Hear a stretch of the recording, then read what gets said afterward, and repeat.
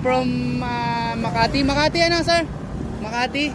Ayan. So ADB 150, ang odo niya is 1532. Ayan. So napanood niya tayo sa TikTok. Kaya pumunta siya dito sa atin. So inabit natin sa kanya is OEM left switch. Okay, tapos itong helmet hook. Tapos King Street side mirror. And then Prism 80 watts DIAA horn. Okay, so dito natin minount. Alright. Pero guys, yung 80 watts kasi malaki yan.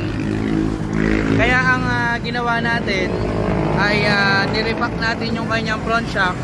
Medyo binawasan lang natin ng ilang yung play para hindi tumama dito sa fender dahil malambot yung play ng front shock ni ADB.